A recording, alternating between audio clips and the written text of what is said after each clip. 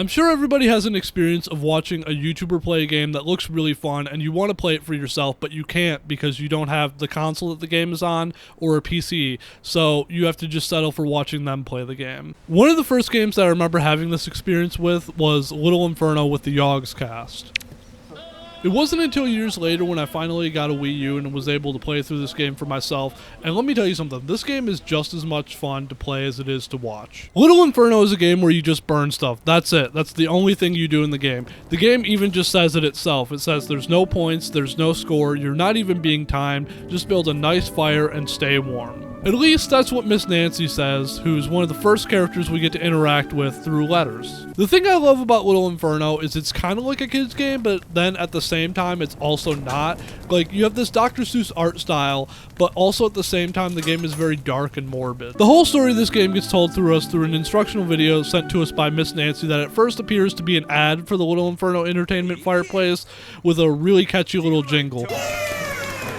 It's Little Inferno, it's Little Inferno just for me. But then the video turns black and white, and the little boy character goes, "But I thought playing with fire was dangerous," and an adult hand comes into frame and says, "Well, you're right, but up out of your chimney, way up in the sky, it's been snowing for years, and we don't know why. Our world is getting colder, but there's no need for alarm. Just sit by the fire, burn all of your toys, and stay warm." But then the jingle starts back up, slower and more sinister this time, as the kids start burning all their toys, and their toys start screaming, and the house catches on fire, and it gets so hot that the kids' heads explode. This game is full of a bunch of different items that you buy through catalogs, and almost every single item in this game does a fun little thing when you burn it. Like, starting off with catalog 1, chimney stuffers, there's a piece of corn that explodes into popcorn when you burn it, a sleeping idol that wakes up and sings when you burn it, an instant seed pack that shoots out a bunch of flowers when you burn it, a spider egg that hatches into a bunch of spiders when you burn it, as you should, and a school bus that drives off, screams, and explodes. Ever wanted to burn a picture of your friends? Well, you can do so if you're playing this game on the PC. If all you do is burn stuff in this game, where's the challenge come in? Well, I'm glad you asked, because that's where combos come in. Basically, there's a list of combos and you read them, and it's a little bit of wordplay association where you just read the name of the combo and you think to yourself, what 2 things do I need to burn together to get that combo? Like the movie night combo with the corn and the TV. Somebody else's combo, which is somebody else's family portrait and somebody else's credit card. Some of the combos are pretty straightforward, like the bike pirate combo, but then some of the other combos leave you scratching your head, like the generations combo, which is definitely the spider egg for sure, because it says hold an entire generation in your hand. But what could the other item be? Perhaps the seed pack, because maybe you generate like a whole generation of flowers, or maybe like the batteries because they generate power. No, it's actually somebody else's family portrait, because I guess it's a black and white photo and you look back at generations. This combination messes me up every single time I play this game, and I played this game maybe more than I'd like to admit. It's just so cozy and fun. It's like a bug and a hug in a mug, or a bug and a hug in a hug? Or whatever Sugar Plum said, who is another character we interact with via the letters, and she's probably the character we interact with the most because she's actually our direct neighbor and she is quite talkative. She sometimes asks us to send her items, and in return she'll send us items back that we can't get in the catalog, like this cardboard heart over here that it looks like she made herself. Isn't that adorable? Let's go ahead and burn that, shall we?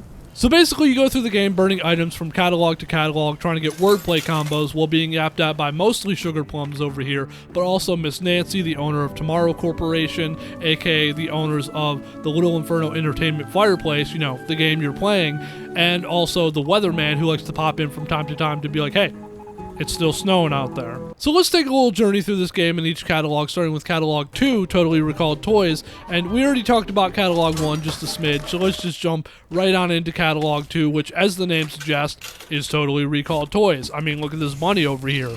He's a menace to society. This leprechaun is straight up diseased, and this cat over here is adorable, but it poops everywhere. There's also this thing. I like that they also have a couple questionable items in here, like this mini nuke, and also a bottle called Best Friend Supplement Pills, which is probably an antidepressant. There's also a can of snakes called Snake Surprise, and a surprise it is. Moving on to catalog 3, Snooty Foods, we have some of my favorite items in the game, aka the Freak Out Foods combo, featuring the marshmallow, a cup of coffee, and a toaster that shoots out live toast.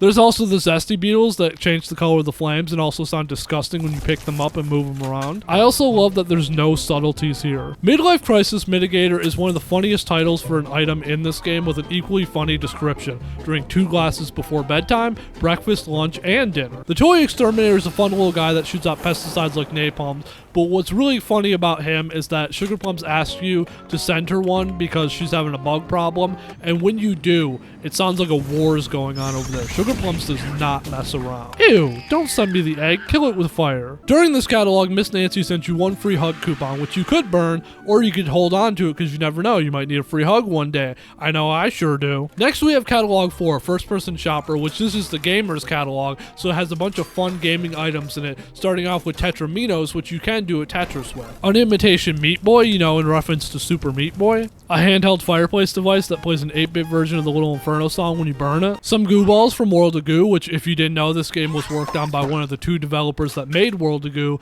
which is why this game's art style has a very similar art style to World of Goo. Great game if you haven't played it. There's also an item called Casual Game, which looks like a board game called Twisty Fisty, which is a really random but funny name. But also on top of that, the box art of the game is from World of Goo. We also have a beta version of the Little Inferno on a floppy A disc that when you burn it, it plays another 8-bit song from the game and it turns the fire into like this green pixel fire. The toy zombie doesn't do anything special when you burn it. I just really like his description. It says you can't make a game without one of these days. The toy ninja also has a fun description. He'll kill you 5 times before you hit the ground. Next we have catalog 5, Miss Nancy's Guide to Stylish Living, and this might be my least favorite catalog in the game, but there is an old lady doll with a real fun description in here. Perhaps she'll die. There's also Russian nesting dolls, which are always a good time because why are there more dolls than that doll? That don't make no sense. But my favorite thing about this item is that there's actually a combo called the Cold War combo that involves this item and Uncle Sam's Blam Blams from Catalog 2.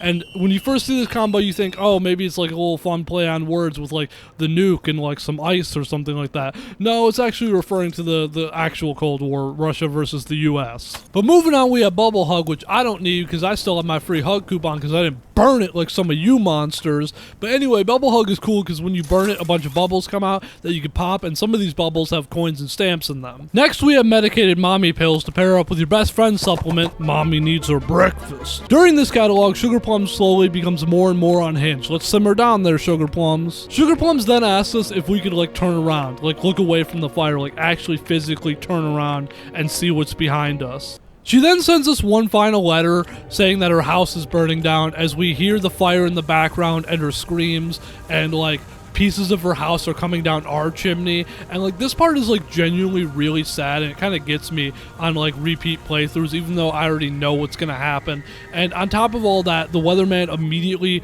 reports on the house fire through a letter like right after it's done happening. After this, the game gets a lot more quieter because Sugar Plums was really the one sending us most of the letters. Sure, we still get letters from Miss Nancy and the weatherman, but like you start getting letters like less and less often. Miss Nancy's next letter after this is actually pretty funny because she tells you about the safety precautions of the Little Inferno, and she says that fire outside of the Little Inferno is not only dangerous but copyright infringement, meaning that if Sugar Plums is alright, she's in some serious legal trouble. Anyway, on to catalog 6, Shop and All, which is a real man's man catalog featuring a mustache, a chainsaw, an electric razor, some cigarettes, some protein powder that definitely isn't steroids, a manly trophy because if there's one thing men love, it's other men's muscles. This catalog does have one of my favorite items, the game bush that lets you play a game of duck hunt when you burn it and these ducks just fly out and you can just pop them. During this catalog, the weatherman reports on something that hasn't been seen in a while, the sun. Probably something that hasn't been seen in a real long time for some of you goblins. And now we move on to the 7th and final catalog, Existence Now. This catalog has a lot of future and technology stuff like emails, an internet cloud, mom and dad robots, rocket ships, a clone factory, a miniature sun so you could have a little bit of sun at home, you goblins. Man, if only this game had grass, too. But make sure you put on some fashionable sunglasses before you stare directly at the sun, and don't leave this random face out either so that he/she/they can feel protected, too. We all wear sunglasses around here. Yo, who's this new person sending me letters saying, hello? And why are they asking me for sunglasses? Well, who am I to deny anybody sunglasses? Because we all wear sunglasses around here. Wait a minute, it's Sugar Plums, and she's still alive, and she's telling us that we need to burn our house down too, and in order to do so, we gotta burn all the items that we sent her in the past all together at once. Well, I don't know about that, man, but I got all the combos done, so what the hell, why not? So we burn the fireflies, the magnet, the exterminator, and the sunglasses, and then the mouth on the face starts opening and closing, and the combo meter starts freaking out, and it breaks off and burns in the fire, and then the same thing happens with the money counter and the stamp counter as they break off into the fire and burn, and then the eyes on the face just start opening up.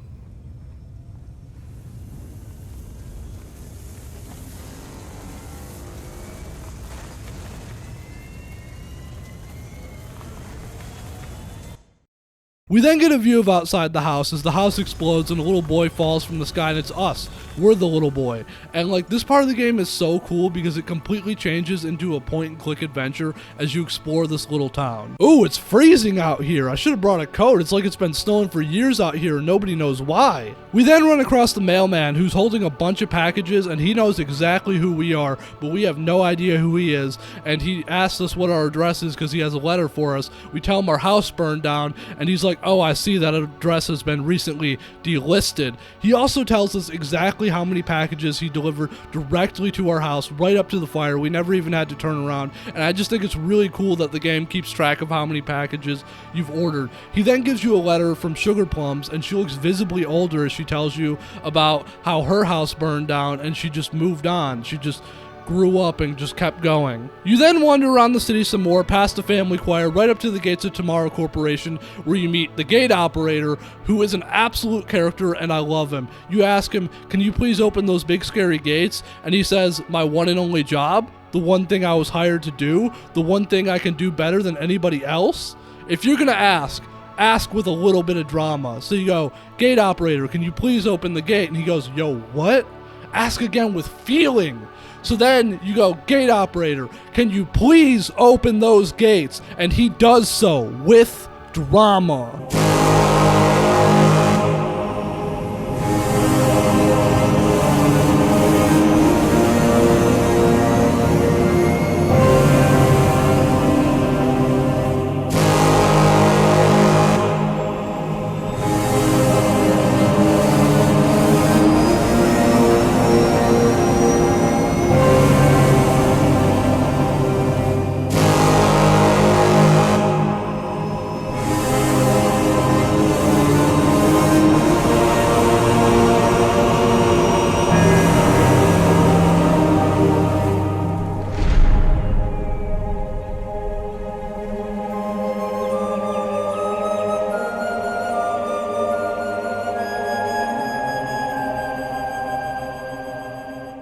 We then enter Tomorrow Corporation to meet the front desk lady, and I love this lady because she's so robotic. She's like when you call one of those 1-800 numbers and it's like, press 1 for this or press 2 for that, but she's like a real person, and she's just typing the whole time, and you're like, what are you typing? And she's like, I'm just transcribing for quality assurance, and you're like, but you're typing more than we're saying. And she's like, yeah, but I also have a novel I'm writing in the other tab. Then you ask her, hey, can I go up the elevator? And she's like, nah. And then you're just like, but can I use the bathroom? And she's like, oh yeah, go ahead, it's up the elevator. We then go up the elevator down this office hallway into a dark room where we meet, is that who I think it is? It's Miss Nancy, so now I can finally turn in my free hug coupon. All right, Miss Nancy, come here. Ooh, I've been waiting for this. Throughout this game, there's a lot of vague messaging from not only Miss Nancy, but Sugar Plums and even the Weatherman of that things won't last forever and what's next. And throughout this conversation with Miss Nancy, she continues on with that messaging, and she asks you, now that your house burned down, what will you do next? Where will you go next? You can go as far as you like, but you can never go back, and you can't come with me. And then you ask her, well, where are you going? And she says, well, I've been here for a long time, and I've done so much. And what do you do when you've got everything you've ever dreamed of? You dream bigger. And then she gets in a rocket ship and she blasts off. You then leave Tomorrow Corporation and head back out onto the streets as you walk towards the cliff where you meet the Weatherman, who asks you, are you ready to leave? And you say yes. And then he goes, all right, close your eyes, walk forward and believe. And you're like, wait, what, really? And he's like, nah, I'm just joking. And then he goes, I can take you far out of the city, but once I take you out of the city, you're on your own, kid. And he goes, are you sure you're ready to leave? And you say yes. And then you get on the weather balloon and you take off as the credits roll. I love this complete switch here at the end, and I just love the messaging of this game, but I think it's a little bit confusing. So This is what I think the game is about, and you can tell me whether you agree or disagree or think something completely different in the comments down below. But I think that this game is an allegory for childhood. You spend your whole childhood in like the safety of your parents' homes, but then eventually you have to like leave your parents' home as you grow up and go out into the cold, harsh realities of the real world, and you can only go forward and never back. And I think this messaging is kind of beautiful. Now that's the end of this game, and it would be the end of this video if I made this video several years ago. However, Tomorrow Corporation made a DLC for this game 10 years after the fact, a Christmas DLC nonetheless, called the Ho Ho Holidays DLC, and I absolutely love the fact that they did this, because this game always felt kind of Christmassy, but now they added like Christmas items into the game. So why don't we just have a seat back in front of the fire and talk about it? Let's get Christmassy with it. For the most part, the Ho Ho Holiday DLC is the same game with the inclusion of a Christmas catalog called Naughty or Nice, which is gifted to us by our new friend 8-Bit Nate, who's a curmudgeon that not only hates the Little Inferno, but also he hates Christmas. The first letter we received from Nate is supposed to be a complaint letter that's directed at Tomorrow Corporation about the Little Inferno, and once he realizes that he accidentally sent this letter to us and not Tomorrow Corporation, he dramatically sends us a grenade to destroy the evidence, and then after that he goes, "Hey, do you want to be friends? I mean, sure, I guess, you little psychopath." Almost immediately after this letter, we get one from Sugar Plums asking us if we're receiving a lot of letters, and she's like, "That's okay, I'll just find another pen pal this winter," which makes me really sad because I love Sugar Plums, but I guess we'll see what this 8-Bit Nate guy has going on. At least Sugar Plums sends us some pink logs to burn before she goes. Nate asks us to send him a camera because apparently somebody's outside his window at night, so we send him one, and in return he sends us a selfie back. Ew, gross. Burn it. He then sends us a picture of the thing in the alley, and I'm gonna be honest, Chief, I'm not really seeing it. But then he sends a follow-up picture where you can actually see it because it's a little bit closer. Then he says that he's hearing bells and the thing in the alley is getting closer. But then the next night he reports that the thing is gone. He must have scared it off. No one messes with 8-Bit Nate. But let's not speak too soon, young man, because the next night he's hearing a bunch of creaking in his house, which isn't unusual because it's an older house, but it's not him making the creaking. And then he starts hearing some footsteps in the hallway and something enters his room and he's too terrified to turn around to look at it. Well, it sounds like Nate's dead. So anyway, let's talk about this Christmas catalog. The Christmas catalog works a little bit differently than the other catalogs because all the other catalogs, you get them and you just buy all the items through them and then move on to the next one. But the Christmas catalog slowly unlocks itself with the other catalog. So every catalog you get, you unlock a couple new items in the Christmas one. So at this point in the game, we're up to catalog 3, so we have about half of the Christmas items. Starting off first, we have the gingerbread disaster, which is a monstrosity of a cookie, but you know, we tried our best.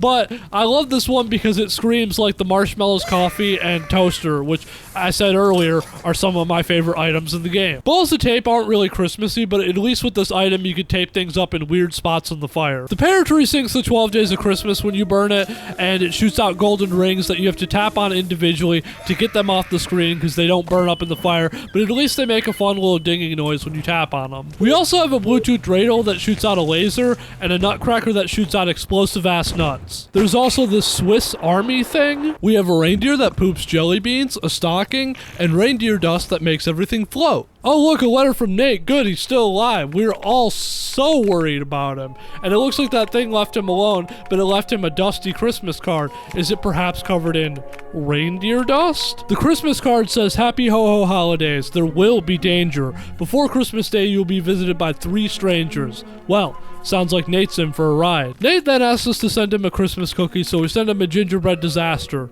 We tried our best. Once Nate receives the package, he opens it up and he's confronted with a kitty at Christmas Past who kind of just stares at him while he eats his Christmas cookies, and then he's reminded about how much he used to love Christmas cookies as he exploits the game to get unlimited of them. He then sends us a letter where he looks like a little boy and admits that he used to love Christmas, but don't tell anyone that. Alright man, I won't tell anyone.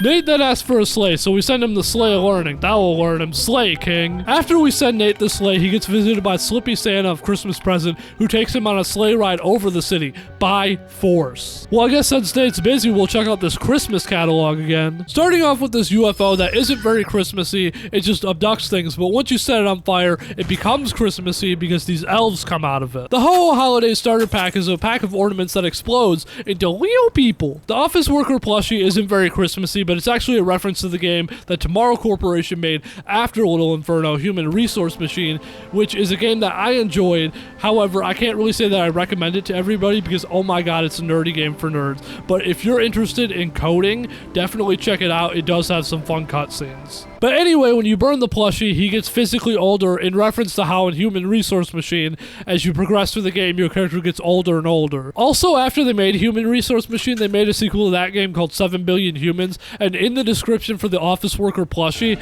it says over 7 billion sold. As you can tell, I really like the inclusion of this item. Next, we have the Clean Coal Boy plushie, who you almost feel bad for burning because he just looks like this sad factory boy, but then he starts swearing at you like a sailor when you burn him, so you don't feel bad anymore. Hit him with that bubble hug.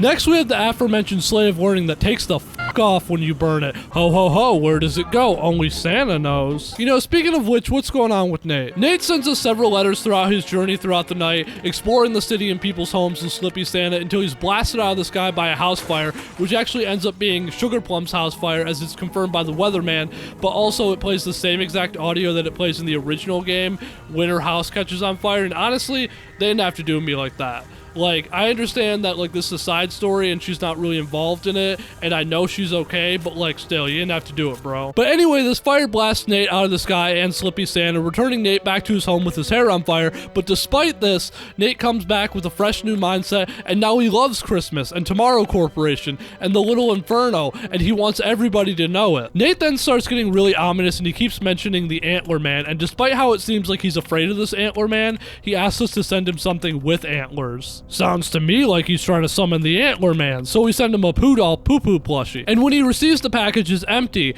and then his fire goes out and he starts hearing a bunch of strange noises, so he busts out his camera to use the flash as a flashlight to reveal the Antler Man of Christmas Yet to Come that looks like a cryptid, and then he drags him away like a cryptid. This next part is really cool if you played all the Tomorrow Corporation games like me, because when Nate comes back, it's revealed that he's the boss from Human Resource Machine and 7 Billion Humans, and I absolutely love it. Nate then says that it's almost time to leave, and he knows this because he's played Little Inferno 10,000 times, and we're almost ready to burn our house down and leave. Alright, Nate, but let's finish up talking about this Christmas catalog first. Starting off with the re-gift, which is a gift that keeps on giving. A mistletoe that's taking the word too literally because it's a festive foot that's smelly, gross, and disgusting, but when you burn it, the toes shoot out like missiles. There's a Leo Scientist kit, which is kind of random. A broken teleporter that does in fact teleport things. And lastly, the Yule Log delivery service, which gives you an infinite number of logs that just keep spawning in, and it gets rid of the inventory thing on the screen, so you can kind of have Little Inferno on your TV or your desktop as like a background fireplace, kind of like those YouTube videos. Now that we burned everything, it's time to burn our house down, and like the original game, we have to burn all the items that we sent throughout the game.